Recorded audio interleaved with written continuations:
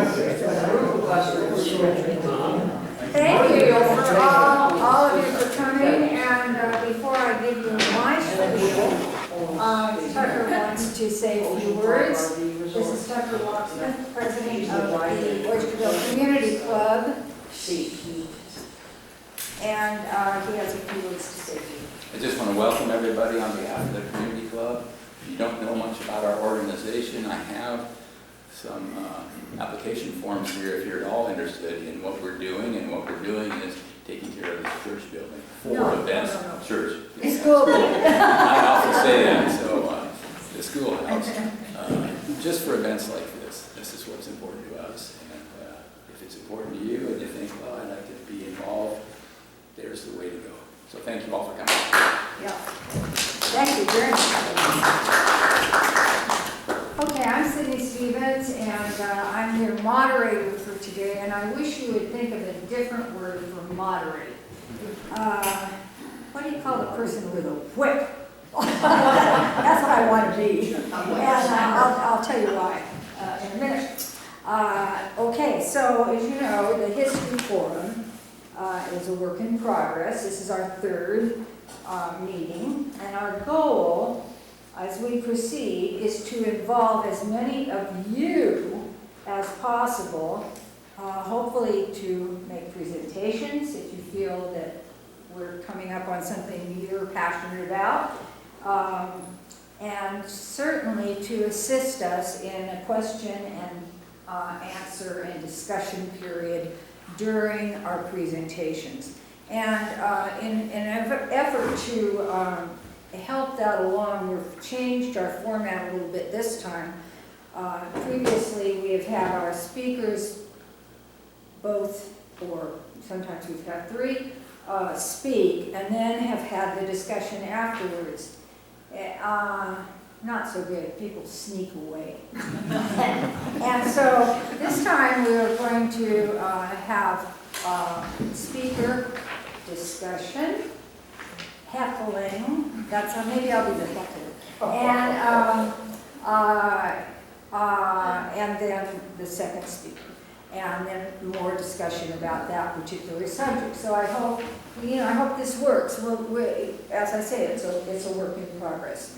But I do want to point out to you, the format is very much, how many of you used to come to the lecture series that Diane Petrell put on, that were at the, okay, well our format's a lot the same.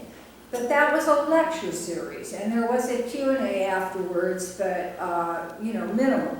And, but this we want to be a forum. We want community people interested in our community history to engage and to tell what you know, what you wonder about, why you disagree with what some of the quote historians have written or said, and let's have let's talk about it.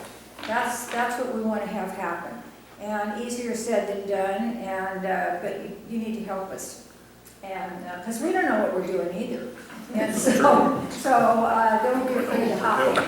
Okay, so I want to introduce our first speaker, is Steve Rogers, he's made the trek from his stomping grounds in South Bend, and we have some people from Raymond here too, I understand. So welcome to you North County people. We hope you come more often. Steve grew up here and is, get this, the son of a logger. His family on the Rogers side dates back several generations when his great-great-grandfather, Benjamin Franklin Armstrong, married the daughter of a Satsuma chief. Steve's career was in education. 12 years as a high school English teacher, 18 years as a high school principal. For the past 20 years, he's been president of the Pacific County Historical Society, and also editor of the Sou'wester magazine. And I want to take a minute here to, this is the format now of the Sou'wester, like this. And this is the way it was many years after it started in 1966. And I do want to tell you that in my opinion, the Southwesters as a total is the best single source of Pacific County history that you can find. Many of the back issues are still available for sale, and if you become a member of the Pacific County Historical Society, that's a perk of membership. You get an issue, two issues a year, and Steve can tell you more about that later. For the past 20 years, Steve's been president of the Pacific County Historical Society, and as such is also editor of the Southwester, which he may talk to you about that too. I'd like to say that, well, I did say it's the best single source of Pacific County history ever. Steve taught high school English for 12 years, was a high school principal for 20 years. His family on the Rogers side dates back several generations. But my favorite little known fact about Steve is that he and his brother own Baby Island. So please come.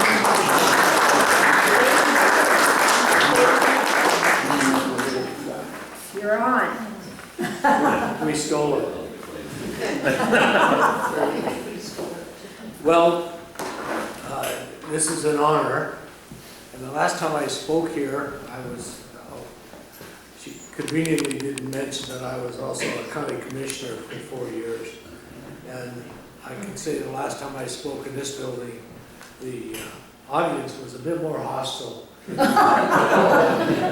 can't remember what the situation was, but We remember. there was an uproar of sorts, and I did my best to put oil in the water and calm it, but I'm not sure that happened because I was one and done as a county commissioner. I retired in 2000 and moved back home to South Bend to care for my elderly aunt who we inherited the island from. That's a whole other story how that evolved. But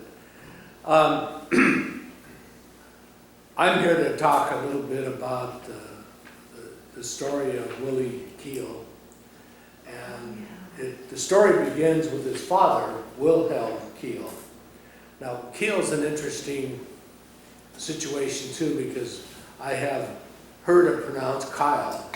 It's K-E-I-L, so I guess it could be Kyle, it could be Keel, but I know Willie well, even though he's not pickled anymore. But when I was doing some cursory research, it was interesting to learn a little bit about his father. How much time do I have? You have About 10 minutes? no, you have at least 20, maybe 30. Oh my God. Well, that ain't gonna happen. So how the family came here and how they migrated to this part of the world is kind of interesting. And Wilhelm, or William, the father, was born in 1812 in Prussia. And I really didn't know what Prussia was until I looked it up, and it was a country that bordered Germany and eventually got assimilated by Germany. And I don't know whether it was war or how that evolved, but that's Prussia. And he came to New York. And when he was in New York, he worked as a tailor, which was his trade in Europe. But he was a spiritual man, and he eventually moved with his German wife to Western Pennsylvania. And there he eventually became a pharmacist. And of course, in those days, to be a pharmacist, you didn't have to be licensed. He just called himself a pharmacist. And then pretty soon he called himself a doctor. He put doctor before his name. So he became Dr. Wilhelm Kyle. or Keel. So after a few years in western Pennsylvania and messing around with various religious sects, not religious. There's plenty of religious sects, but okay. So, that's a tough word to say. Turn off the recorder. He wanted his own utopia. And so he formed a colony in Pennsylvania that eventually migrated to Missouri, in the little town of Bethel, Missouri, which still stands today.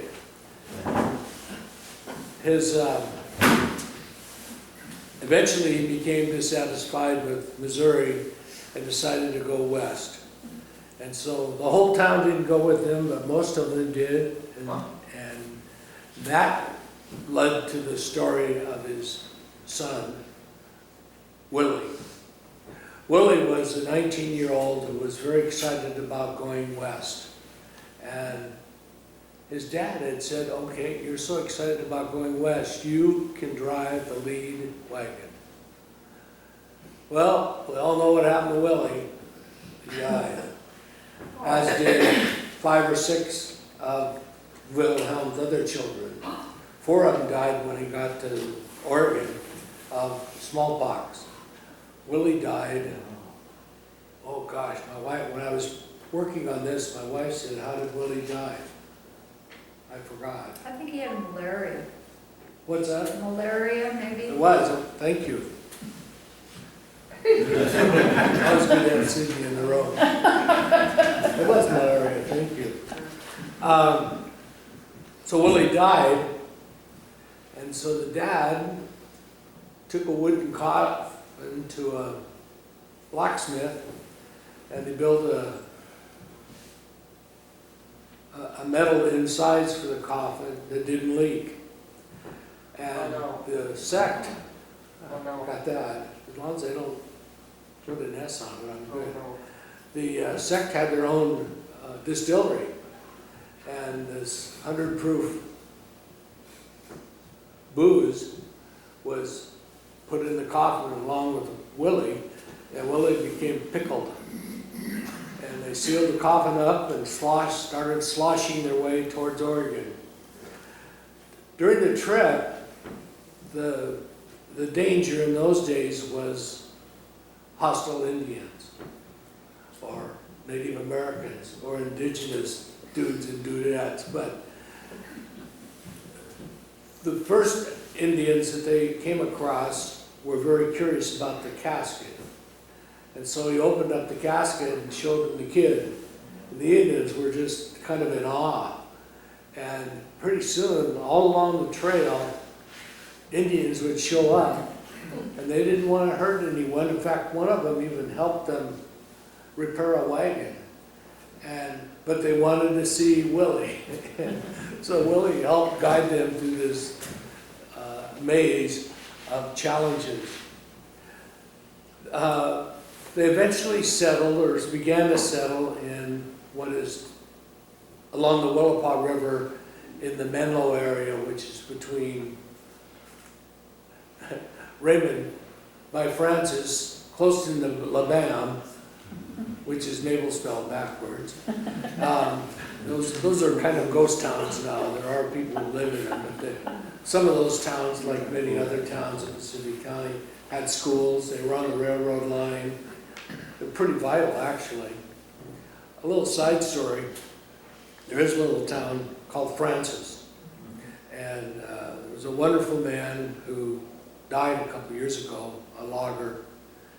And I was talking to him one day over coffee, and he said that when he was a little boy in Francis, the saloon caught on fire across the street from where he lived. So his mother said, go tell the people that the saloon's on fire that lived up above. And I said, your mother didn't think much of you, did she? And he laughed. He said, well, I was old enough to pull it off. We got him out of there. But Cindy and I were talking about how the stories are leaving us. And that's a whole sidetrack, but back to Willie. So Willie made the trip and was buried in what's called, well, it's close to Menlo.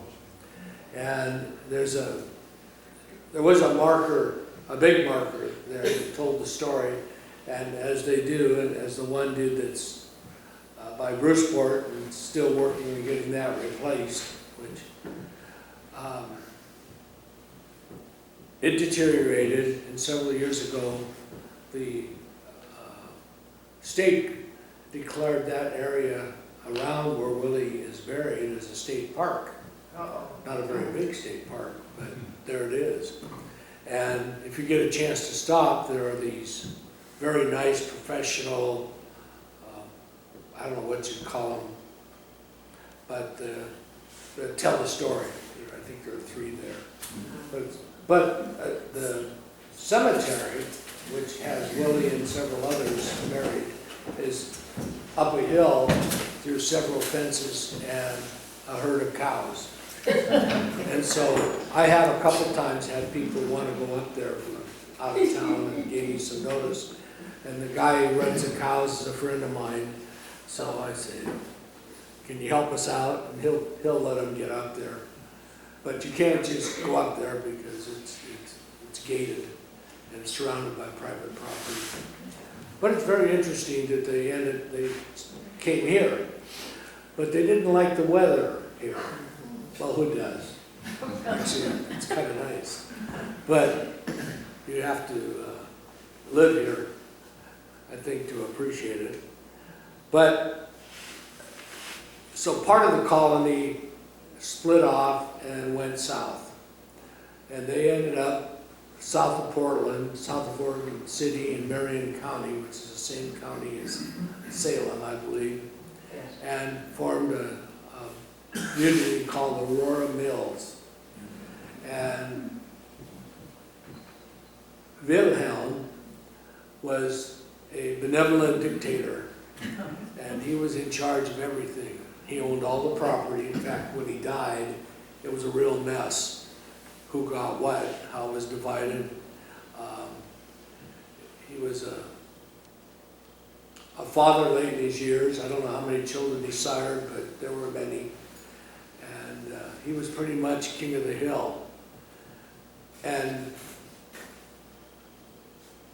the interesting thing about this is, because Willie died in 1855, but I remember in 1959 going to the Oregon Exposition honoring their 100th year with my grandfather. It was somewhere around Jensen Beach in Oregon. I'm not sure, I don't remember exactly where it was.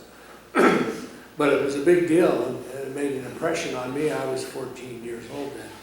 But Oregon became a state in 1959, and we were 30 years behind. 1859. 1859. I'm sorry?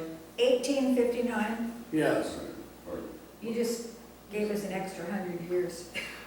You went up to 1959. It's okay. It's okay. 1859. You said 19. A slip of the tongue. So, what the hell are you talking about?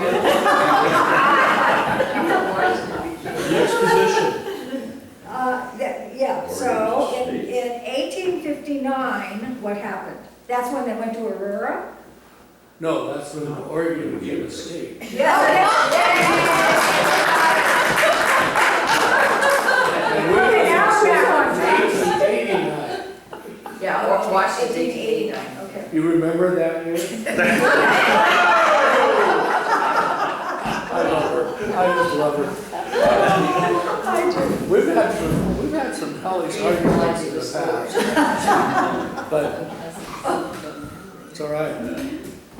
Sydney has been a wonderful supporter of the museum in South Bend. And I would really encourage you, if you're wandering through town, which all roads lead through South Bend, it appears sometimes, but it's hard to get people to stop, and it's understandable. There's a lot of traffic. We don't have a stoplight. And somebody's gonna get killed eventually in the crosswalk, and you won't get a stoplight, sadly. But, you can also get a hold of me. I'm in the book. And if you wanted to visit the museum on off hours, no problem at all. In fact, when I was a county commissioner, I had a key to the courthouse. And I would take people on tours Sunday afternoons, which was kind of nice. It's a neat old building too. Yeah. That's sort of a shining star of South Bend, that and the river. So Aurora exists today, and it's an interesting place to visit. It has antique stores from one end of town to the other. There's only about 1,200 people live there. And there are several of the original old buildings that were there in the late 1800s. I don't remember those, do you?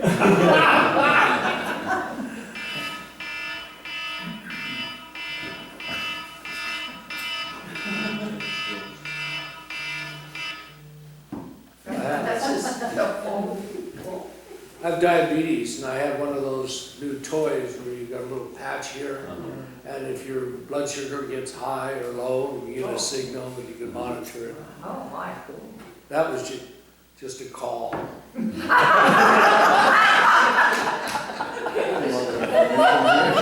my blood sugar device makes a similar noise. Sounds like a submarine diving. Aurora today is preserved to a degree. It's a tourist stop, but it's probably been 10 years since I was there. But it was interesting. The other thing that's kind of interesting about this whole story is the issue with historical fiction. And Jane Kirkpatrick, you probably read some of her work, visited us, it must have been 15 years ago. And we were out at the Grange, out in Willapa, and we had a wonderful day. And some of the local folks who are relatives of the original group, and there are some, the fourth, fifth generation by now, but they were there and it talked a little bit about the history of their family. And it was kind of an interesting day. But she's written these books that are very popular with historical fiction.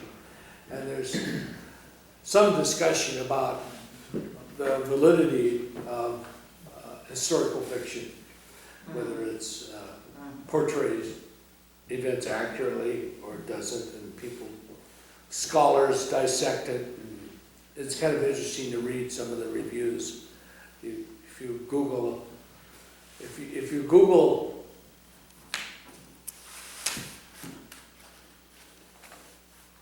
the story of Willie Keel and great photo of Dad. My wife asked me if I was going to use any visuals, and I probably should have, because you're set up for it, aren't you? Barely.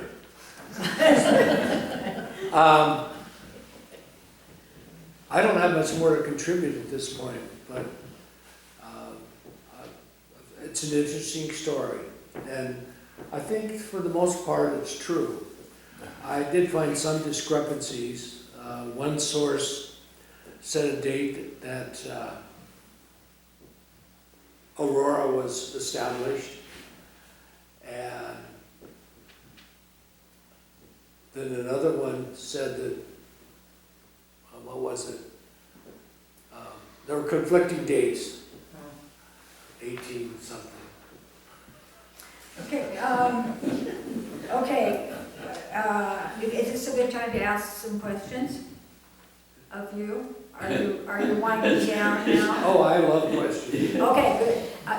Because Jane, I want to ask you about Jane Fitzpatrick's, Kirkpatrick's book. It's been a long time since I read it, but I do remember that she had a couple of her characters come to the bay and work in the oysters.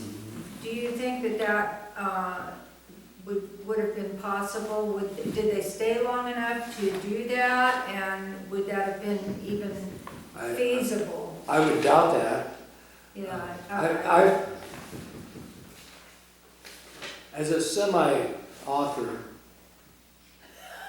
because Cindy's written several of those and I've written 4 or 5 of them, so I think I'm an accomplished author. You are. Yeah, what are you gonna do? I'm president for life. I have an issue with historical fiction in general because I think it's Yeah. too easy. You already have your characters staring you in the face and you have a plot, and all you have to do is carefully and put the pieces together. And you have a lot of license with historical fiction, which is good, but I don't. But I think that the part that about the trek itself and about Willie, that seemed solid to me. You bet. Yeah. Yeah. And there are, there's just it's a really interesting story, and kind of morbid, and I mean, if you can imagine what shape the body was in by the time it got here. Oh. You know, That's probably pretty good. yeah. Maybe better than some, I don't know. Yes. Did the Bethel community have a religious orientation, or was it just simply focused around the one man? I'm sorry. Did the Bethel community, Yes. did it have a religious orientation at all? Yeah. Oh, I'm sorry. Yes. It was. He preached the golden rule. That was the foundation of his religion. And then he was also a big fan of communal living. Everything was shared by everyone. Yes, it kind of worked out of Methodism at first, and there were, and I don't know about what's going on today, but in those days there were several different sects of Methodism. And he kind of tied in a couple of them, but eventually he formed his own philosophy and preached the golden rule, and that was the foundation of his religion. And one other question. Tell us about Baby Island. Well, Baby Island is, according to elders of the Chinook tribe, burial ground, which makes sense. It was. And in fact, back in the 50s, the University of Washington Archaeology Department asked for permission to do a dig on the island, and my aunt refused. The island became our property because her husband, my great uncle Everett Rogers, owned land on Long Island, and he had probably the last logging camp in the county. And in 1955, he died of a heart attack at the boat launch.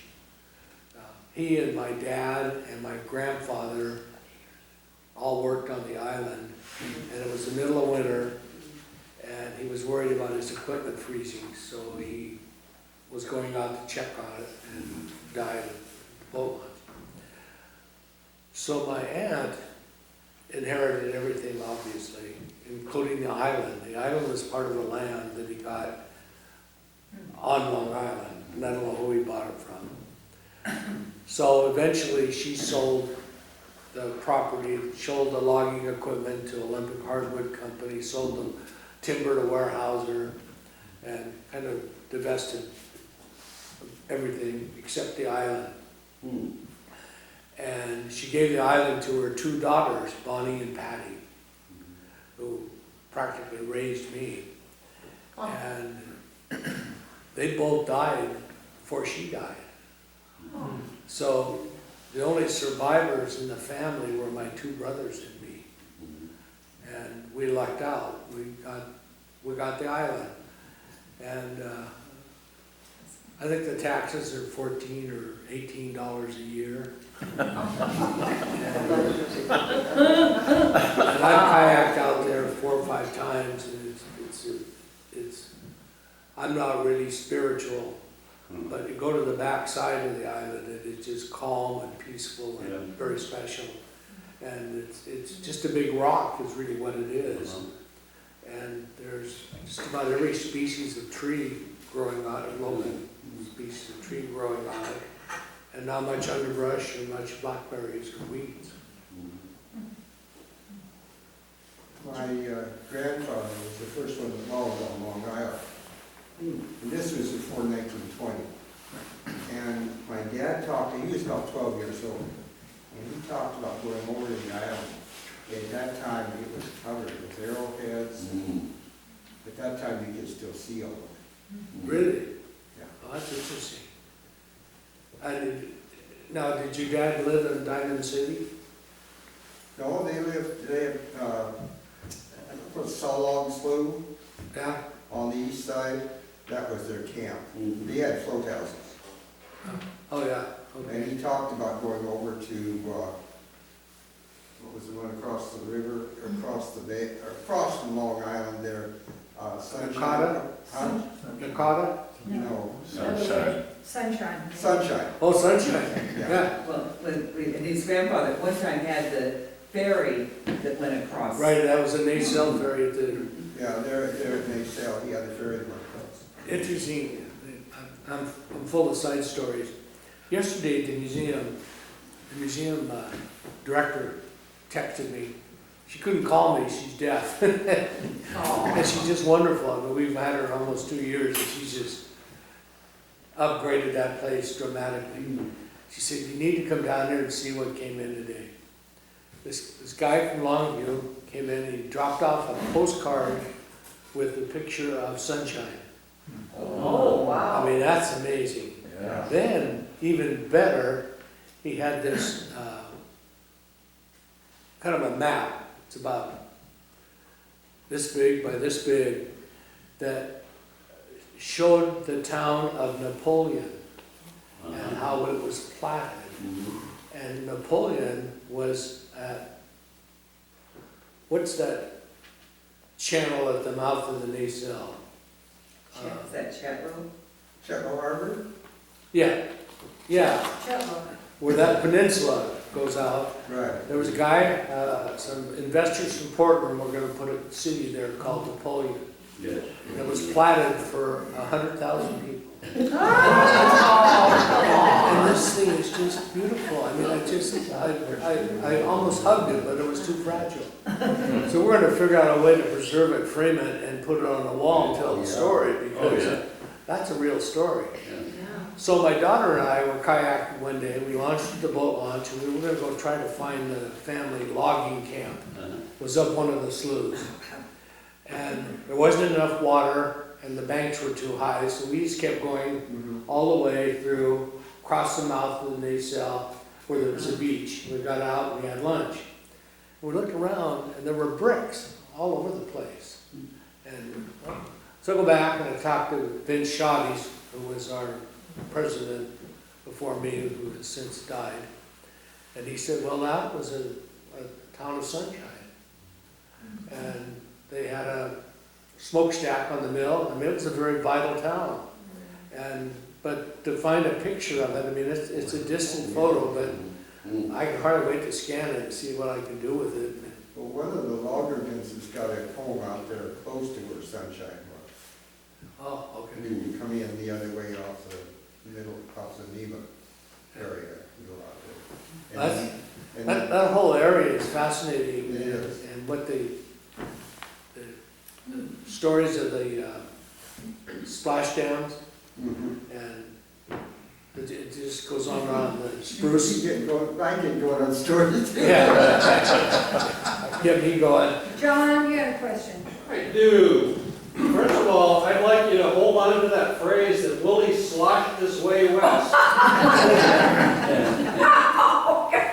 The question and follow-up is this: did any of the original crew, the travelers, stay in the Menlo Yes. Van area? Yeah, And the real question is, who the heck was Mabel? Yes, that's a good question. All from Labam. Oh, but Oh. let's get the timelines Yeah. straight there, because Labam was a lot later than. Was- yeah, Oh, but okay. Mabel was the daughter of one of the founders of the community of Labam. He had two Different daughters. colony? Sorry? Different colony than the... No, it was Just a town. it was just a logging town. There was a mill, the train stopped there, and eventually there was a saloon and a Much hotel. later, John. There was no, when the Bethel colony came, there was nothing there. No, it was. There was nothing. So that question is, did any of the original Bethel colony people stay in the area? Yes, Yes. yeah, the Giese family, and that was something that my wife asked me, and I should have researched, because I have a couple, I was a principal of the high school out there for 7 years, and had several students who I'm still in touch with, who were descendants. And, Oh, wow. I should have contacted them and found more information about that. Steve, were the Bullards related in every way? Seth Bullard, Sorry? Seth Bullard was, I think, they were related to the Geeseys. The Buells? Bullard, Bullard. B-U-L-A-R-D, Bullard. Oh, I'm not Oh, familiar. you're not familiar with the Bullards. I think they were related to the Geeseys. They're friends of my father's, they're descendants. I think they were related anyway, but it was Geeseys Crossing, yeah, that's what that used to be called, Oh. or Keel Street is. Yeah. I apologize, I don't hear very well, but even with hearing aids. Geeseys, yeah. Oh, the Yeezys. Yeah. The Yeezys. Bullard, were Bullards related to Bullard. I Yeezys? think that. Oh, excuse me, Oh. Bullards. That may have Yeah. been my marriage later into those families, I don't recall Yeah. exactly. But when was Labam, and when you talk about Labam and Menlo, and when were those towns? I mean, how much later than the Kiel Oh. colony? 50 years? Yeah. I mean, were they around 1900, would you say? Well, I would say 1910 on. Well, when did the railroad come through? In the Yeah. 1890s, about So a 1890. long time later, so not to conflate There were, Willie Keels, that was like, there were Early parallel on. railroad lines. Yeah. One was the Union Pacific, the other was the Milwaukee. And the Milwaukee kind of came over the ridge of the hills. I get my direction mixed up, but there were little towns all along the way. Burt, Sutico, I don't remember how many others, but those towns were there because the locomotives had to stop and get water. And that was why they were there. They all had schools because there were no roads, barely cars, and all the wood, old growth, was hauled out by train. And they would build the trussels, log aside, tear down the trestle, and move it to somewhere else. And it was pretty amazing how they did that. And the Milwaukee Road came in and stopped where the Raymond Mill is today. The other road came all the way to South Bend and stopped, I'm trying to think. It's the station, right there where well, it just passed where the. Well, it's kind of where the, Fish and chips place is down there, yeah, right down there. yeah, right over there. I mean, I used to go over there as a kid, I remember the. Well, there was a Chevron bulk plant right on the water there. Right. You can think how contaminated that is. And the railroad depot was there also, Right. which is kind of where the dollar store is back. Yeah. Right, yeah, just down there. So that line, and of course, the Milwaukee line was just abandoned and everything's grown. You can't, used to be able to walk it a few years ago, but you can't anymore. The other line has been turned into a trail from Raymond, actually South Bend to Chehalis. And it's just, the funding has been allocated or approved to finish it. They had to rebuild some rail lines and some They just completed- trestles. Just completed a couple of trestles up there out of Francis, Yeah, just north of just east of Francis, they just completed one or two of the trestles yeah, were just finished. yes. Do you know why the steel water tower for the Milwaukee was removed? It was approximately 6-7 I'm years sorry, ago. There was a steel water tank that was across from the depot that Milwaukee had in the town of Raymond. And it was just removed about 6 or 7 years ago.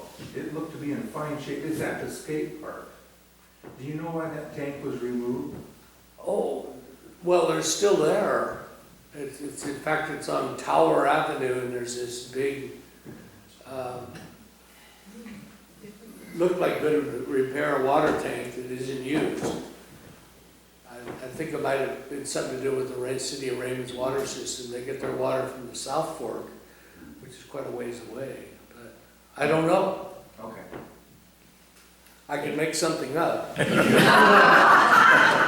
After all, I was a county commissioner. I saw a hand. Yeah, Dale? Yes. I have a question for Charlie. Do you know what the old name was for Baby Island? Or what it used to be called I years don't ago? know that one. It was called Round Island. Round Okay. Island. But But you're talking like about the the Chinook. The Chinook, if there was a Chinook. The Chinook name, and I don't Oh, know what the it was. Okay, I don't know. okay, thanks. Thank you. I don't know. Yes. Now, Wilhelm, first of all, when did he die? And was the Bethel community the originators of the Mennonites that are still in the Aurora area? There's still a group of Mennonites, I don't know if you call them a colony, but Mennonites worshipers down in that area in Marion County. So when did Wilhelm die? How many wives did he have? And did he create the Mennonites? I don't know. I didn't find any information that talked about his wives. Oh, well, you said he kept having children as an elderly man. That means he had younger wives. Here we go back talking about sex. Now, you asked a question in the beginning about, The Mennonites down there in Oh. There is some sort of group I read about that's still there, and Wilhelm's house that was there is on the National Register, which I thought was interesting, along with several other important religious groups. Okay, Wilhelm died in 1877, Good Lord. he's December only 65. 30th, 1877. And, but I know that they believed in communal living, but did that include multiple wives? Did they have more than one wife?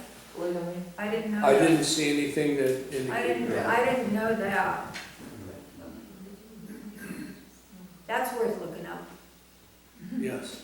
The one you mentioned, the ones that they thought were down the bay. Well, one of the fellows that was supposed to have drowned on the oyster bed, working the oysters down there, was for that group. His wife's house is still there in Aurora. In Aurora. In Aurora, In yeah. Aurora. She left here after he was killed, and she went to Aurora, and they still got her house. And joined the rest of the, but Yeah. they had stayed originally. Right. Well, that's interesting. Ah, So it leaves a little more credence to the fact that maybe they made it down to the bay. Some of them. yeah, yeah. Huh. Yes. who else is buried with Willie Keel in that cow pasture? You know, I was really afraid someone was gonna ask. And why there? Well, it's a rather, it's at the top of a hill, it has a beautiful territorial view of the river. I don't know. But I'm gonna find out, because that's an important question. There's like, I've never been up there, but from the road you can see 3 or 4 monuments. So they are marked, Yeah, the burials are marked. Would they have been part of the original group, do you think? His Because siblings, they did stay for a while. oh, I imagine they were. Yeah. maybe his siblings, you said 4 of his siblings died. Well, they died in Aurora. Maybe lived in. Oh, But the other thing is, if it was established as a cemetery, Jesus and some of those would have had, I mean, after they left. Yeah, Oh, would get right, to see, yeah. absolutely, yeah. that'll be, I'm gonna check that one out. Okay, did you write it down so you remember? Oh, I've got a mind like a steel trap. That worries me a lot. I'm 78, you're not. Can I ask one last question? One of my favorite things in Pacific County, it used to be the plat map of South Bend that was in the courthouse. I don't know if it's still there, but it was going to be a great city, Oh. South Bend. How big do you think South Bend expected to be? Well, that's a good question, because the father of my best friend in high school was on the city council in the 60s, and he told me one day that the roads of the town today were designed for 25,000 people. But if you look at a plot map, Yeah. we have one in the museum, across the river from the town, all the streets are named, everything's platted out. Yes. Yeah, it was- Because the railroad was gonna be terminated there, and because of fairly deep water harbor, they were gonna come in, and it was just gonna be Baltimore, it's called the Baltimore of the West. In fact, a big, fancy hotel was built at the top of Alta Vista Hill. Right. No one ever stayed in it. There was a Navy ship came to town, and there was a ball, a party in there, and that was it. And eventually, they tore it down, and we have pictures. I mean, it was magnificent. But for South Bend, we're still trying to get it off the ground. and we're forming a new What'd you merchants get for association. kidnapping the cows?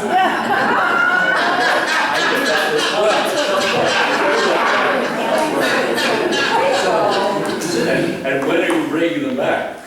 How about that county seat? How about it? Oh, thank you very much. Oh, yeah.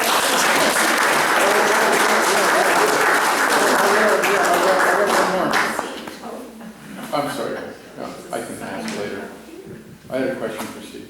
Okay, quick, the Okay, last one. the last one. The Pacific County Jail is sitting unmarked in what, Henrietta Olson Park, there, next to 101? Oh, the one in the park? Yes, Yeah, that came from Oysterville.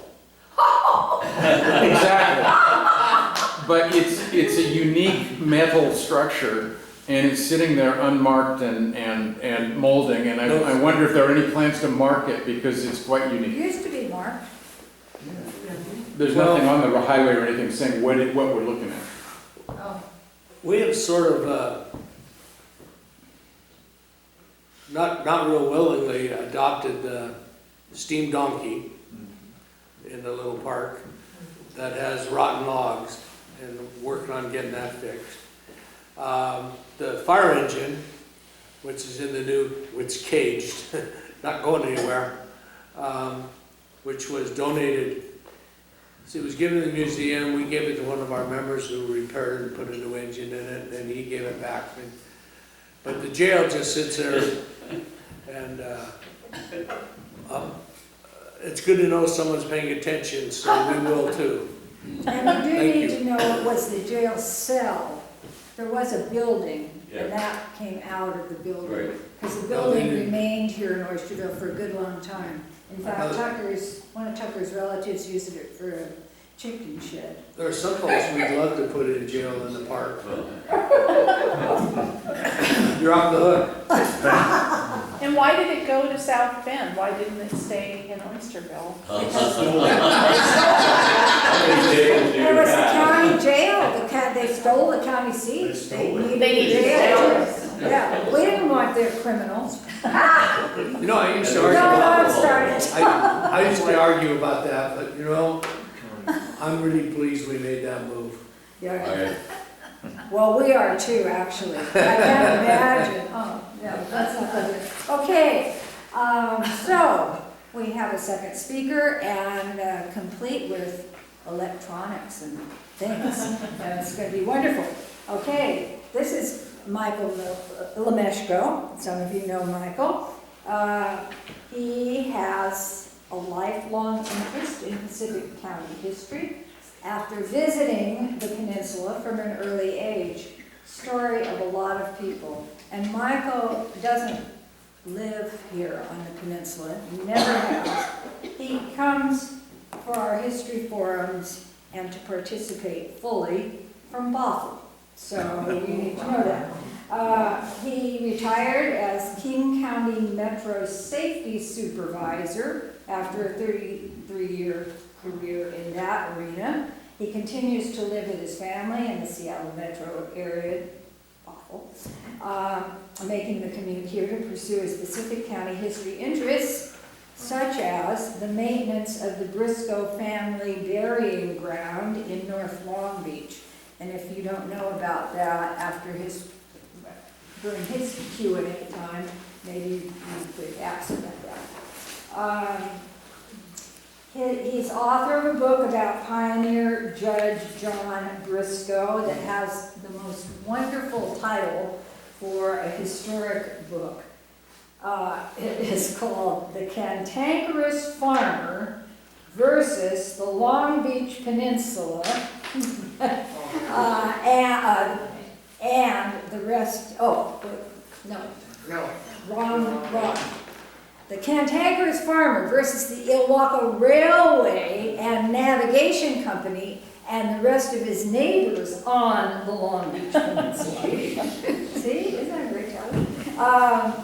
It's about John Briscoe, and currently he's working on a second book, The Ilwaco Salmon King, about B.A. Seaboard, also the Ilwaco area. So look for it. It should be coming out soon. What? The second book's always harder. For the past few years, Michael has created and conducted Ilwaco historical walking tours. Some of you may have taken some of those. And through that endeavor, has become interested in the story of Pacific City. He's one of the mainstays of our fledgling history forum endeavor. And by my reckoning, one of the bravest, since he's trying out some, to me anyway, high-techy equipment for the first time. So we'll see how it goes. And Michael, it's all yours. Okay, well, there's no guarantee about any of this stuff. We're on kind of a shoestring budget here. So let me get this started and then we'll start.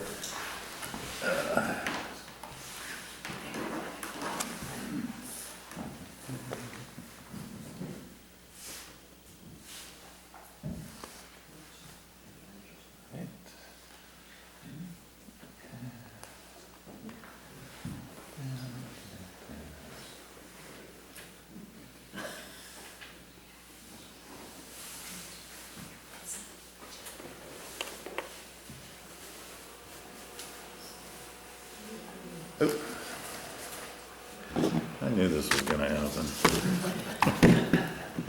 I have to create a hotspot to get the internet so I can get the program going. I guess it just closes up by itself. I've got a question I can talk about if you got a minute. The whole idea, and you brushed on this, what was Germany? You say you're from Germany or something. What was Germany back before 1870? Where was it? It's a complicated question. Certainly, there really was no German. There were the German states before 1870. There really wasn't a Germany per se. There was Bavaria, was a big state. Prussia or Preußen was a big state there.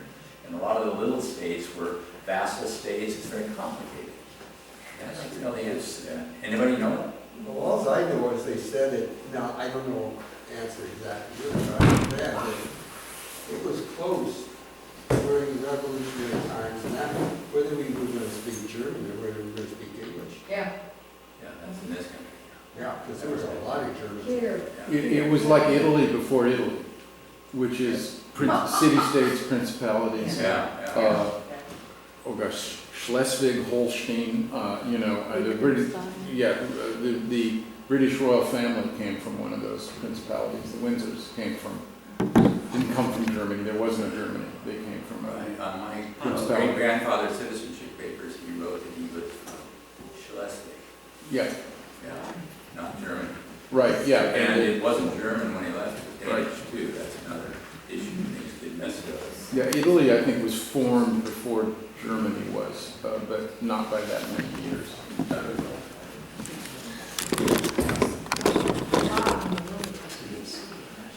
Are you ready to go, Michael? I think we're just about there. Okay, so this is a beta test here of all this stuff. It needs to be tipped up a little more, Michael. The camera is only getting half the Oh. screen. Okay, well, thank you.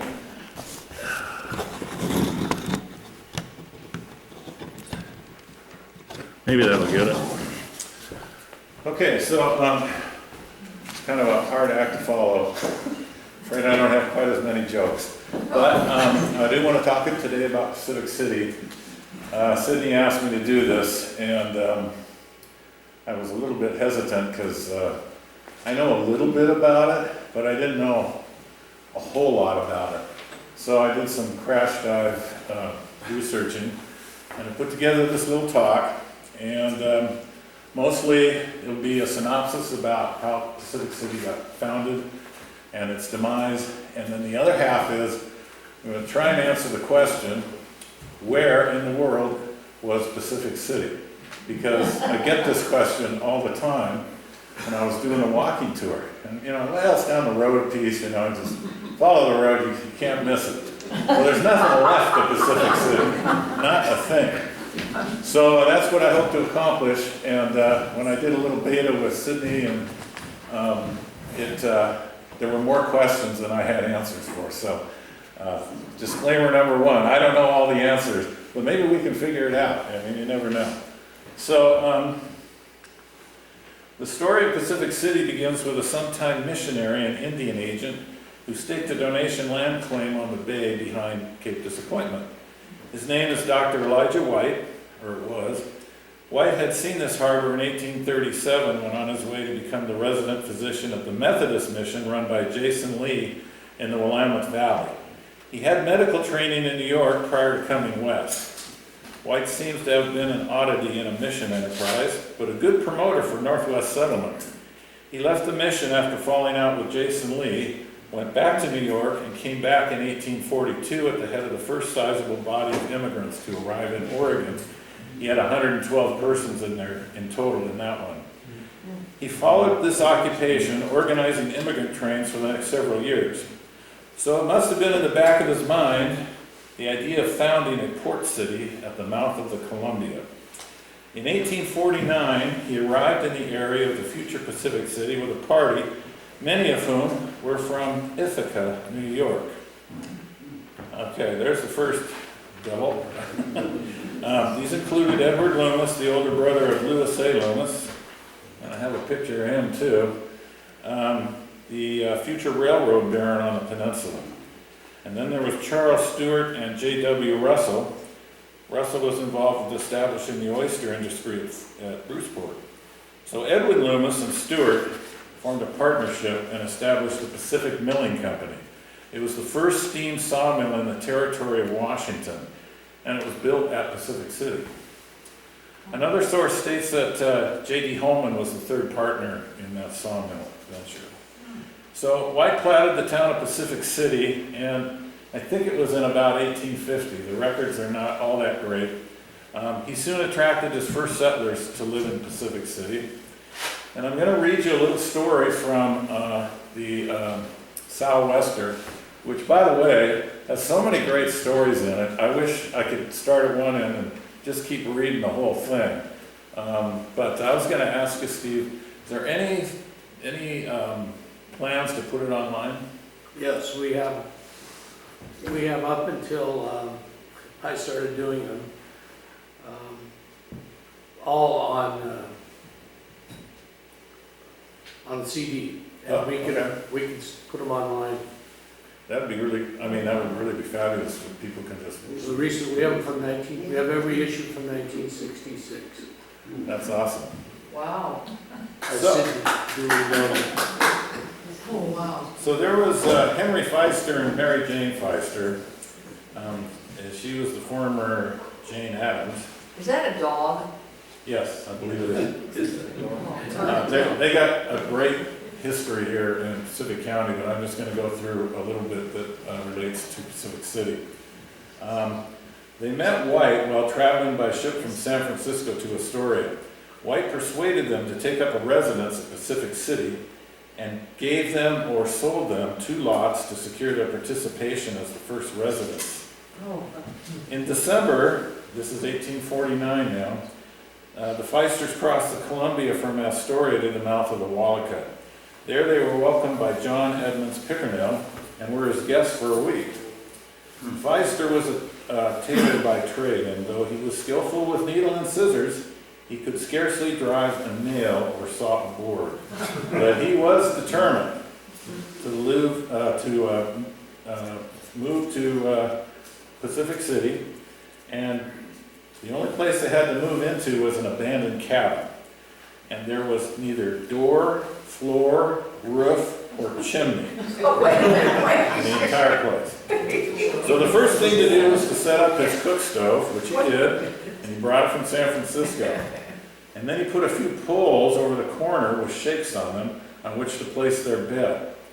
They then proceeded to split some more shakes for the roof so that the corner over the bed was covered that night, and the rest of the roof the next day. So a door was fashioned from the same root material, puncheons were split and laid down for the floor. The crowning piece of their handiwork was a corner cupboard that managed to hold their few dishes. In this poor place they lived till spring, so December 1849 to sometime in the spring. And the reason they had to do that was because lumber was $80 a thousand, had to be boated across from Astoria.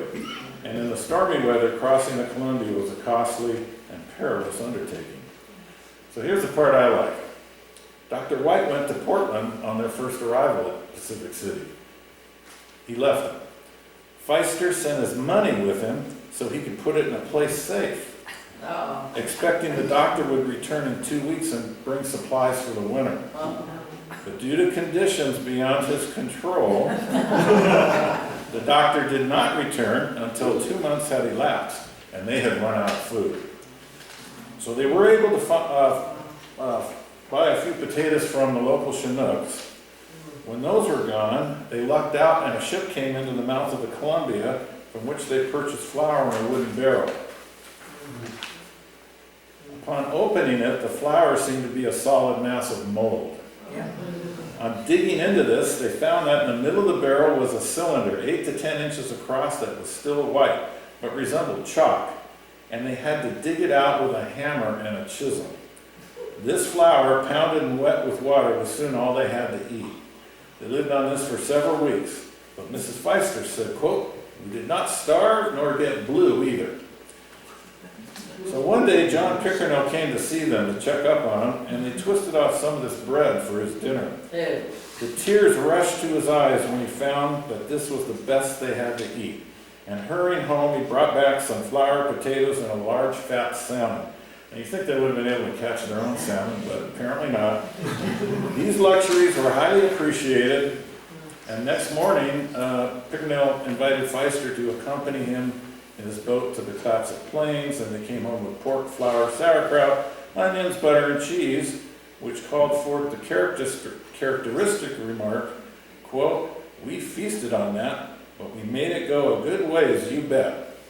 In the spring, they left Pacific City and moved to an old house of Pickernells on his property. Gee, I wonder why.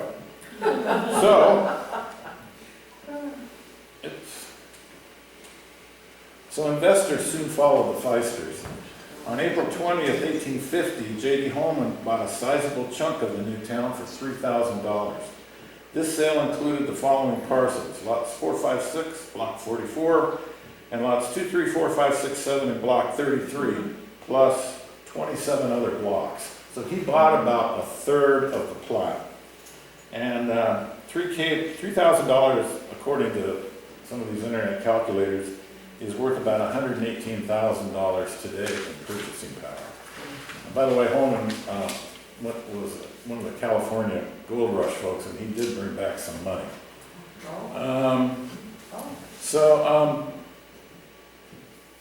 Holman kind of wasted no time in developing Pacific City. He ordered a custom-built, prefabricated, and fully finished hotel that was shipped in pieces to Pacific City with the carpenters to construct it. It cost $20,000 for the hotel, and the freight cost $8,000. So $28,000, which is today would be worth $1,100,000. And then on June 10th, 1850, another investor, and I have the deed for this, but his name's Samuel A. Chapin, and I'm not sure how that's pronounced because he can hardly read the scribbles. He purchased lots 3, 4, 5, 6 in block 71, along with a couple other lots on the waterfront for $4,000. And that's about $157,000 in purchasing today. So I want to show you the plat of Pacific, first of all, where did it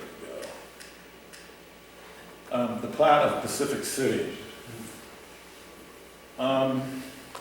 There's a couple of key things here. First of all, I just want to show you the gigantic size of this plat.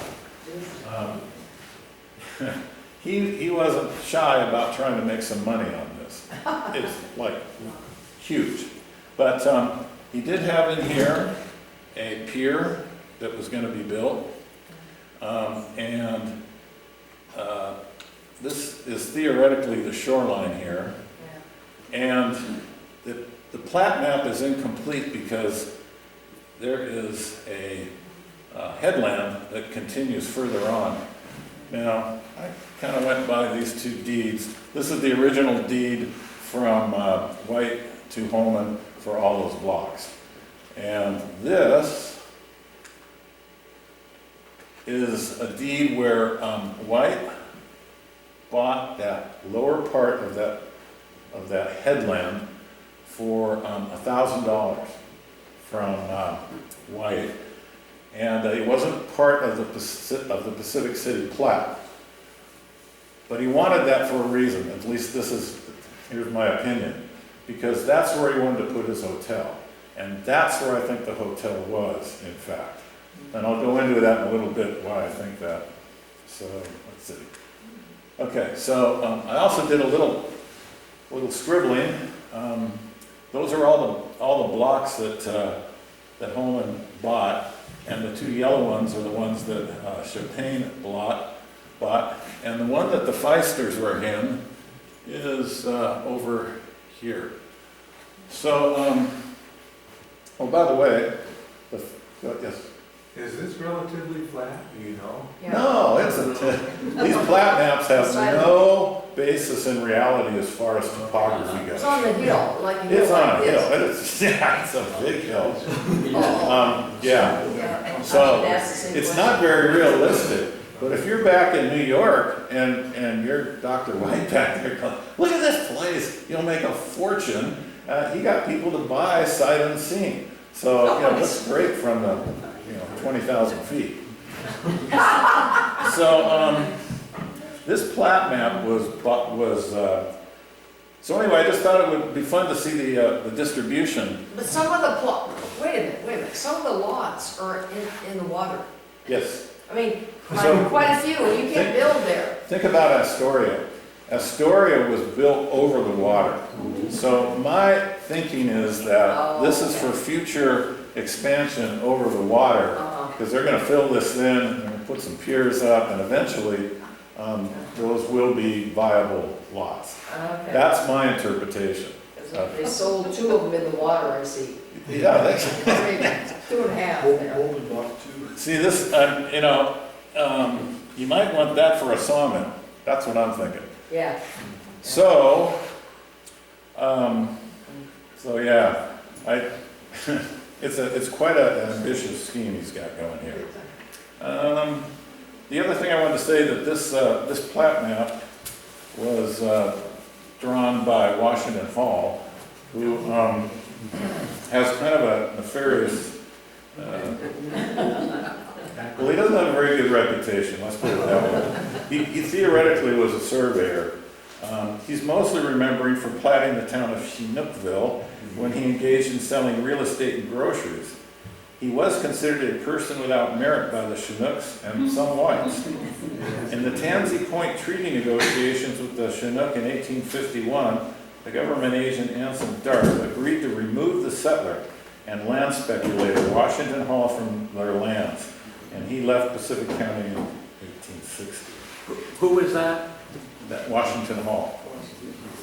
Okay, so Surveyor on this, huh? White and Holman placed advertisements for their city, and this one was on the front page of the California Courier, published in San Francisco on November 20th, 1850. So that's about a year after they got there. I got to get my 1850 voice here. Oh, no. The undersigned is about opening a large and commodious hotel at Pacific City, containing 60 rooms, all well furnished. The hotel is situated upon an eminence, commanding the most beautiful and picturesque view of Baker's Bay, Cape Disappointment, the grand entrance of the bay from the Pacific Ocean, Chinook Point, Clatsop Plains, and 15 miles up the river to the old fort. So that's kind of a dig at Astoria. The location of Pacific City is regarded as being one of the most pleasant and healthful locations on the Pacific coast. Believing such to be a fact, we would not hesitate to invite the attention of the traveling community and especially of invalids to this as a place of resort. Within a short time, we hope to be prepared to accommodate all who may favor us with their patronage. So another advertisement stated that White envisioned, quote, a new San Francisco of the North, and represented that it already had handsome residents, and a newspaper was to be started, along with a school ready to be occupied by eager young students. Despite the hype, one source described Pacific City in December of 1850 this way, quote, the first place of note after we entered Baker Bay was Pacific City. It is situated just behind Cape Disappointment on a side hill, so steep that buildings can hardly stand. There's one store, one tavern, and 3 or 4 buildings comprise the city. So there's the reality and there's the hype. But the Pacific City promoters really meant business. They were all in on this thing. Their town was to be on the map in large type. When Pacific County was created in 1851, it was named the county seat. It was also awarded the post office. The next step for White and Holman and the rest of the promoters was to wrest from Astoria the political advantage that profited their city, Astoria City, which had the regional postal department and custom house. When they heard this, that Pacific City was going to try and take those government buildings away, 63 Astorians drew up a memorial to Congress which said, quote, your memorialists have been informed that a petition has been presented to your honorable body for the removal of the distributing post office and port of entry from Astoria to a place called Pacific City, they huffed. They argued that Baker's Bay was no longer used since the discovery of the South Channel, that ships would suffer a long delay at an inferior anchorage where they would be battered by storms. And finally, they snarled, the petition for a change of the port of entry does not come from the people of Oregon or express their sentiment, nor does it further the interest of commerce. And the final blast, it is solely the offspring of speculators who are seeking to bolster up a fictitious town by the transfer of government patronage from its natural seat, Astoria, of course.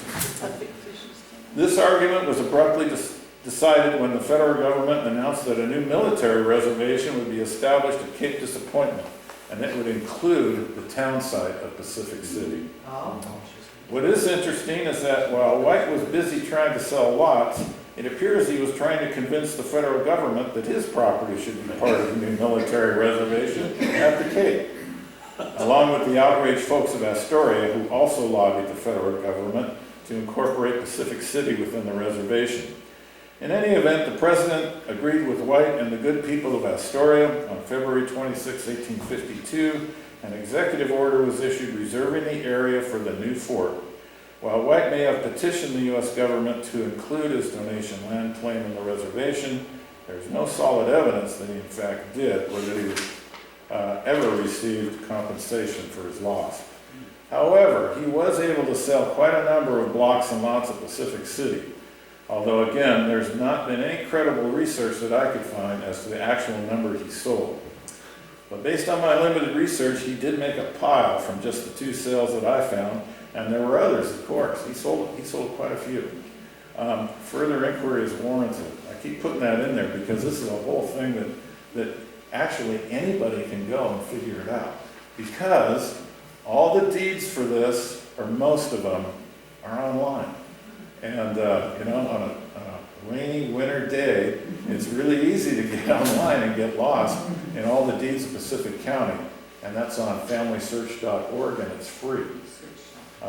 Some of the deeds that aren't there are the ones that were filed when it was still Oregon Territory, this Pacific area here.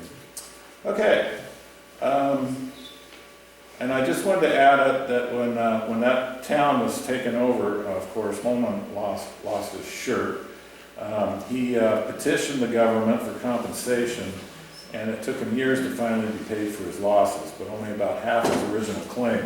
And I was looking at his last will and testament the other day, and on just about the first page, he's instructing his heirs to make sure they can continue to badger the government to get the money back for his losses. But he actually lived to 1882, and he did get half of it back. Okay. Holman's Hotel was eventually burned by soldiers from the nearby fort all to the ground, and by 1858 a coast survey reported only 2 to 3 houses and a sawmill were standing at the former site of Pacific City. In 1892, a traveler commented about finding a very old rotted wooden plow, quote, shingled with zinc, embedded in a tree at the abandoned site of Pacific City near Fort Canby. The site had grown up with weeds and bushes, and no vestige of the once prosperous settlement remained save this homemade plow, minus the handles. So where exactly was Pacific City? So I'm going to show you a few historical maps now, and I'm going to give you my estimation of where it was located. And please feel free to give an opinion on this, because it's not all Is that. there any connection with this and Pacific City in Oregon? No. The name? No, well, the name, that's it. That's it, there's no connection? There's no other connection. Okay. So this is what we're looking at, the area of possibility where Pacific City was. So this is a Google screenshot. So there's Oahu, there's the boat basin, there is the fish processing company. By the way, that's where B.A. Seaborg's cannery used to stand until it burned down in 1898. This is all kind of filled in area sediment-wise, but there's Robert Gray Drive that goes around it. And there's an eminence or a point. And then of course the road, there's another shallow bay and it's kind of filled in too. And then the road goes straight down to where you enter the current campground at Cape Disappointment. Okay, so there's the Pacific Ocean. Now, let's take a look at what the old maps say. So this is a map out of the Southwester. And I like this map because it's got the biggest arrow I've ever seen to show you where Pacific City is. And there's hardly even a dot here, but I'm assuming there is a dot behind the arrow. And it's not got a lot of detail, there's not a lot of definition, but here's that eminence. And so if you look at this, it says that Pacific City was between Cape Disappointment and that eminence, that big point, about halfway to the end of the Cape Disappointment. So this one's a little better map. I'm sorry the definition's not that good. I only paid $40 for that, for this thing, and it's not the greatest. But I got this at a class a few years ago, and I can't mention the name of it, but Kathleen Sace brought this to the class. And it's an 1853 map. She put in what the vegetation might have looked like, which is really great. And she put Pacific City right here, behind this point. Right here is the anchorage where the fur traders used to drop anchor. And right here is a little island that they planted potatoes and vegetables on. So that's kind of interesting that was her take on it. And I'll tell you right now, I happen to agree 100% that this is where it's at. But let's look at some more maps. Michael, Yes, where's the Coast Guard station on that map? it's down, oops. This is the first time I've used this, so. It's down here, Thank you. okay? So it's a lot further along. Okay. So there's that map. This map appeared a couple of times in the Chinook Observer. It shows Pacific City yeah. with very little detail. Yeah. You know, back there behind the Cape, that's where it's been described. But it also shows the metropolis of New York City. I mean, Bruceport. If you look at this, I mean, they've drawn in enough blocks there to be a rival to what South Bend was going to be. But I do kind of like that map. That's a very cool map. But there's no provenance for it. I don't know where it came from. We got Ledbetter though. Yeah. This is my favorite map. This also comes from the U.S. Coast Survey, and it's colored in. It's hard to see, but there's that prominent point. And right here it says Pacific City, which kind of indicates it's to this side towards the river mouth and not this side. So, you know, that's a government map right there, but Pacific City has really got large type there. So, there's that. Now I wanted to show you this. This is a plat map of Ilwaco that was put in about 1873, registered in Olympia. And if you recall, I want to compare this a little bit to the plat map that Washington Hall made. Now, here we've got a description of the town of Ilwaco, and it's got the exact location using the township, the range, and there's another thing there. The section, thank you. The section for the town of Ilwaco as he planted it. And it also gives the dimensions of all the blocks and all the lots. So you know how big of the thing is you're going to buy. And it also gives the dimensions of the street, how wide they are. So you can kind of get an idea how big this is. This is the start of Ilwaco right here. There's First Street, and there is where the boat basin would be here today. Just interestingly enough, he added a little road here that connects over to this road out to the beach, so he could sell some lots. That was from J.D. Holman. That was vacated in the 40s, so it's not part of Ilwaco anymore. So this has got a declaration on it, whereas the plat map that the only one we found from Pacific City is, you know, it's kind of naked. I mean, you can't read the lot numbers. It's very hard to read the block numbers. You don't know how wide any of these streets are. You know, it's not very helpful. So when he's out back east or in California trying to sell get people stuff, they have no idea what they're buying. None at all. Mike? Yeah. So are those squares on there, are those lots or are they blocks? They're blocks. And there must How many be, lots might there be? well, it looks like there's about, I don't know, 20 lots in each block. So, that's a lot compared to what Holman put in Ilwaco. And also, there's not a lot of context of where this is at, other than this 90-degree bend here. But I do know from that deed where Holman bought the end of this promontory here, that if they had drawn it, it would have been here. That would have been really helpful. Okay, so let's go back.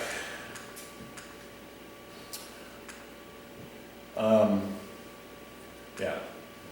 Now this is an overhead from Pacific County Tax Sifter. I don't know if any of you folks look at this. I love Pacific County Tax Sifter. You really can find out a lot of cool stuff. But here you can see these are the border lines of at least to this point of the military reservation. Okay, and this is as it exists today. And if you look at this right here, you see this promontory here, and then it goes all the way to that line right there. This is all Ilwaco, because they did have a southern portion to it. This is a plat map of that same area, and you can see here's the park, and the way they drew this is really weird. They kind of went up a little bit, and then they went down when they drew that, and look what it cut off. Remember, Pacific City was going to become part of the military reservation. Now, here's White's original donation land claim, and he claimed only 208.75 acres. So back in 1850, the Oregon donation land claim was put into effect by Congress. And if you were a single person, you could get about 320 acres. And if you were a married person, you could get 640 acres. The thing is, White only took 208.75.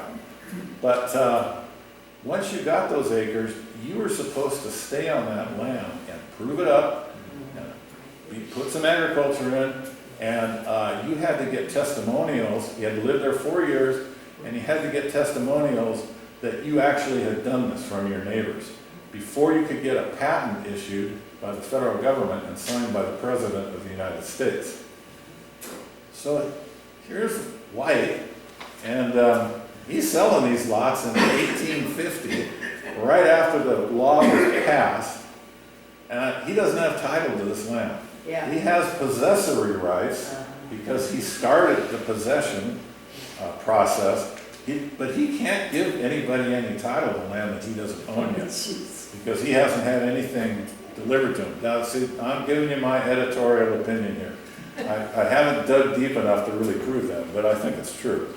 Anyway, he only took 208.75 acres, and you'll notice that this area right here, okay, that's the side-facing hill that one person talked about that's really steep, and by the way, it's still there today.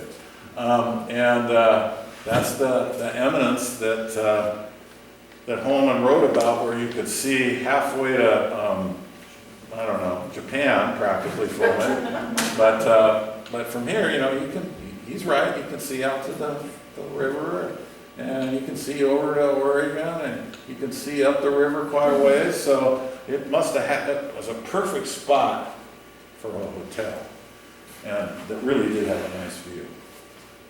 Okay, now this is Holman's donation land claim, 632 acres. He took every single bit that he could.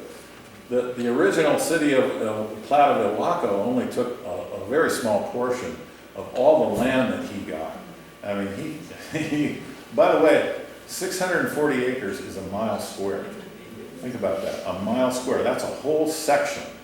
That was a big giveaway, and it only lasted till 1855. And you had to have been in Oregon territory before 1850 to qualify to even get that land. So it was just a way to try and get people here. And it was really successful. Of course, I wonder why. It just created all this land fever. Go get free land. So there's Holman. Okay, just look a minute. There's White's. And if you put them together, you see that they are adjacent to each other. Okay, so this is where I believe Pacific City was, and it's right next to Holman's DLC. And why is that important?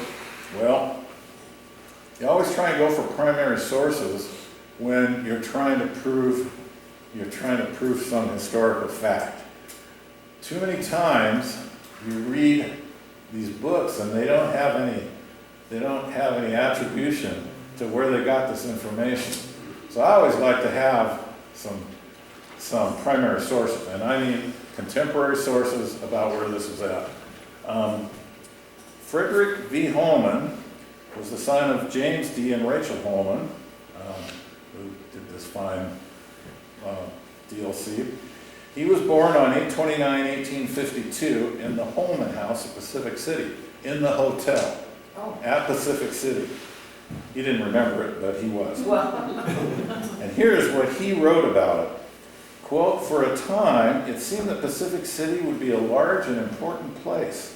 But the United States government made a military reservation which took in all of Pacific City, which had been platted and improved, including the hotel building belonging to my father.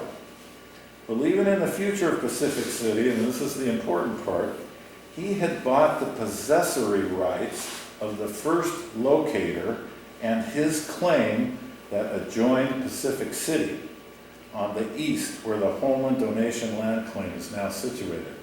So there was a person who had taken out a stake to claim here and had possessory rights. He hadn't lived there for 4 years. He had to improve it up. He hadn't done that. And he had to get a patent from the government to own it. So what Holman did is he went in and whoever there was, and he doesn't say, "Here, John, here's $200. Give me the possessory rights." And the person did. So that's how Holman got these possessory rights, so he could start the process of claiming that. And what he said was, "And the first locator in his claim adjoining Pacific City." So that would be here. Here is Pacific City. Remember that great big plat and include everything down to here? And it's right adjacent to Holman's claim. Okay. Now there are some secondary sources that also will tell you where it is. There's a fellow by the name of Frank L. Turner that's probably pretty well known to everybody, a newspaper man. And he wrote in one of his articles about the history of the area, "The recent centennial 1850 celebration at Olympia brings to mind a town site boom near Ilwaco in 1849. In the fall of that year, Dr. Elijah White brought a party of immigrants to the founding of Pacific City on the shoreline of Baker's Bay, halfway from Ilwaco to Fort Canby. He added that it was located overlooking Baker's Bay a mile or so west of Ilwaco." So what I really like is Google Earth, because they have a measuring tool on there. And if you measured, oops, I got ahead of myself here. If you measure from First and Spruce to this prominent feature right here, guess what? It's exactly 1 mile. Now, I don't know where Frank Turner was basing his mile on. I'm sure he's clacking away at a typewriter. It's about a mile. You know? Give or take a mile. Who knows? But, okay, so, there's another thing. You take the description of the traveler. The first place of note after we entered Baker Bay was Pacific City. It is situated just behind Cape Disappointment, which is down here, on a side hill, so steep that buildings can hardly stand at that location. So if you look at this right here, and you're a traveler in 1850, that's not a hill that's parallel to the river, that's a side hill that's sticking out. That's the way I'm interpreting that. And then there is Holman's description. And he says the hotel is situated upon an eminence, there's an eminence, commanding the most beautiful and picturesque view of Baker's Bay, Cape Disappointment, the grand entrance to the bay, yada yada, Pacific Ocean, Chinook Point, Clatsop Plains. So if you had your hotel right there, you pretty much could see all of that. But if you had your hotel maybe a little further back here, up here, the city cut off about here, and it went all the way to the edge of his claim, you might not be able to see all of that. And then the final thing that kind of ices it is if you go back to White's original plat map, you'll see that there's a pretty definite 90-degree angle there, and that he sold the rest of this land right here to Holman, which corresponds then to that point right there. So, there's a couple points against this. So in all fairness, I got to tell you that too. It's not just my view. There's the two 1850 Coast Survey maps indicating in general that Pacific City was to the west of that promontory. You know, I don't know if it's a guy that's just decorating the map and putting, big Pacific cities there. And so that's my story, and I'm sticking to it.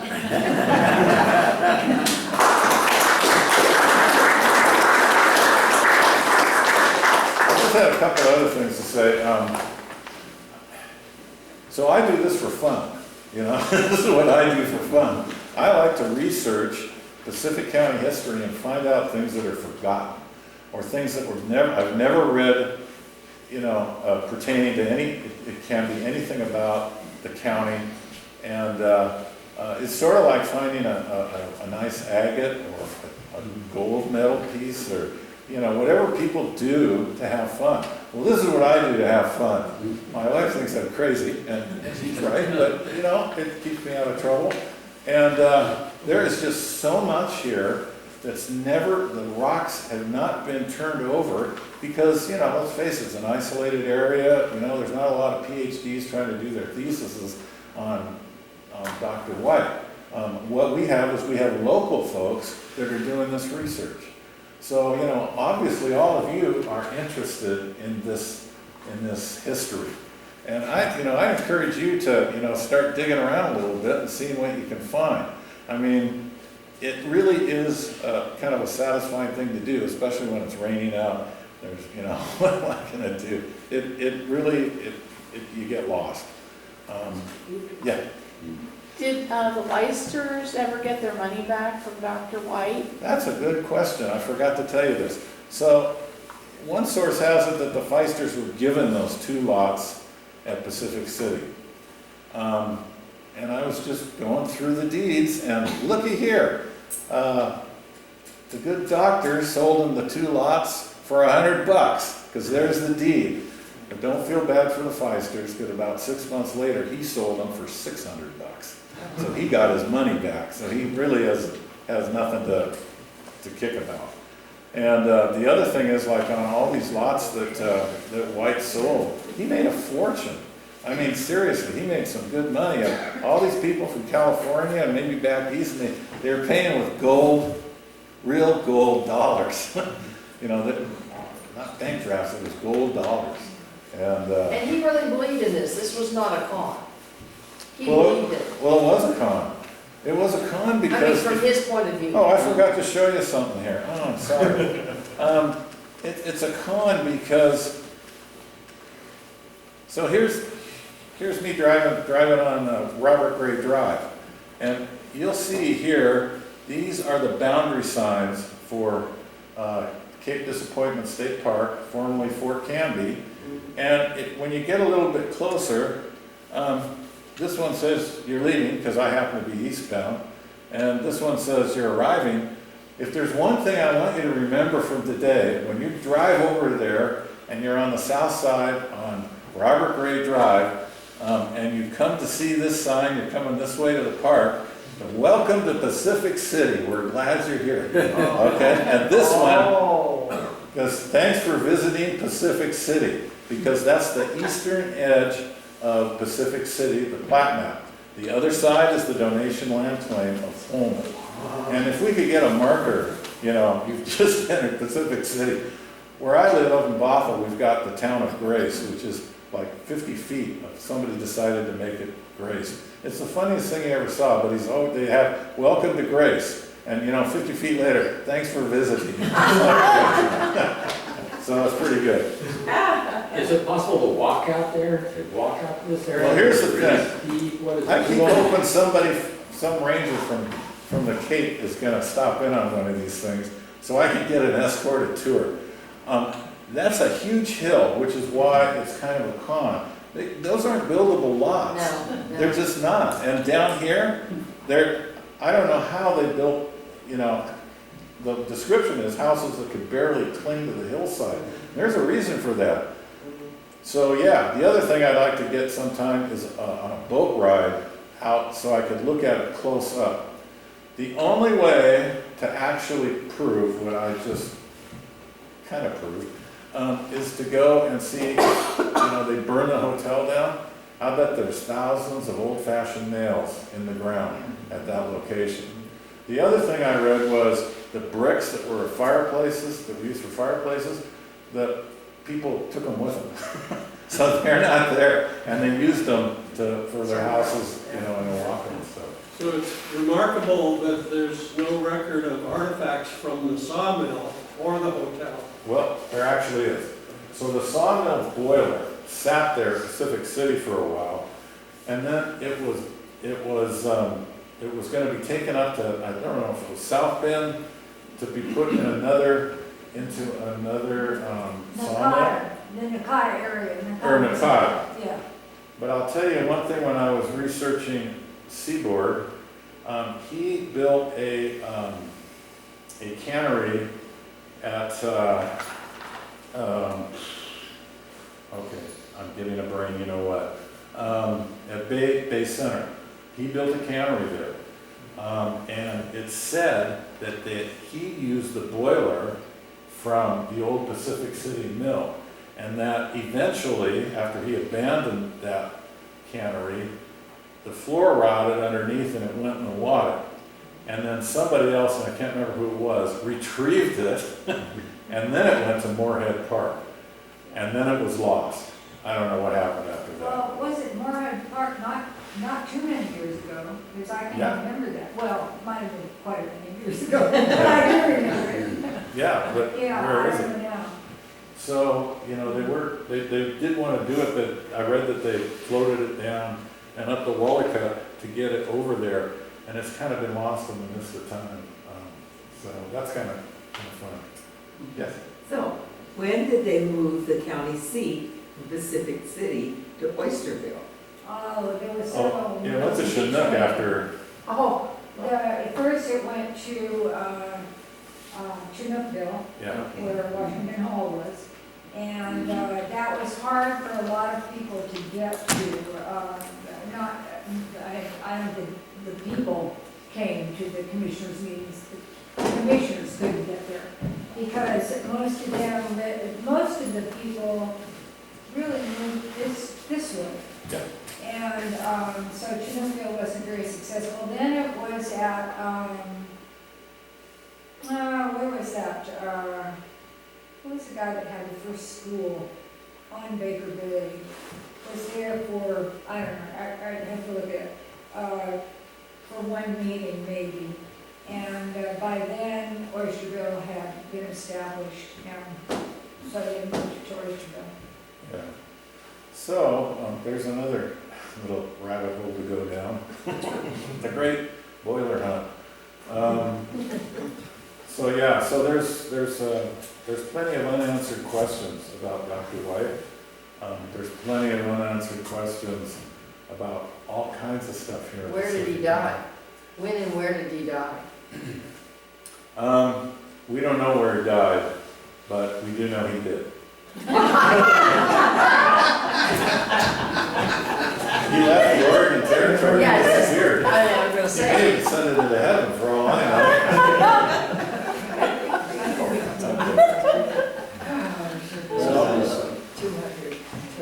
I'll just say one last thing. One of the things I'd like to do sometime with this group is just to kind of see if there's any interest in it, is to go over what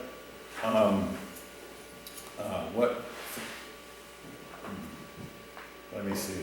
I didn't get my sleep last night. I was a little worried about this talk. What resources are available to you if you want to do your own research and start digging into this stuff?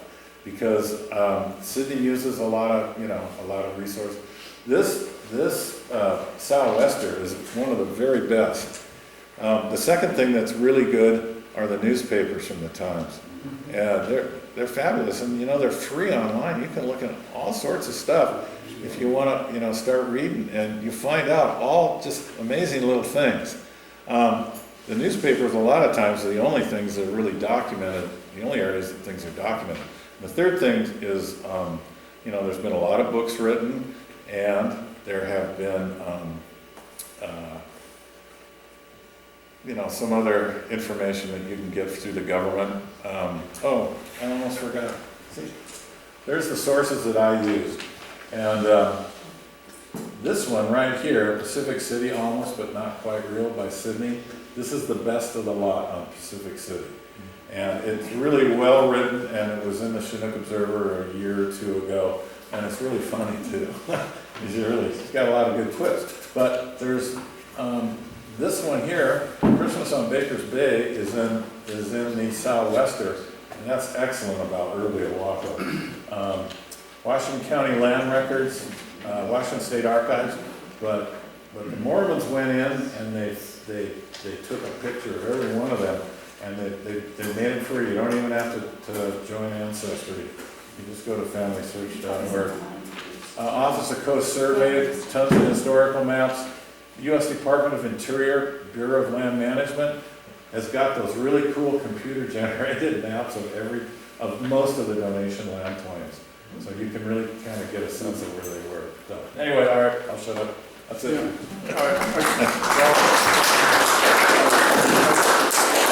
I'd like to say I read every word of Sydney's article on Pacific City on March 25th, 2020, because nobody was leaving the house.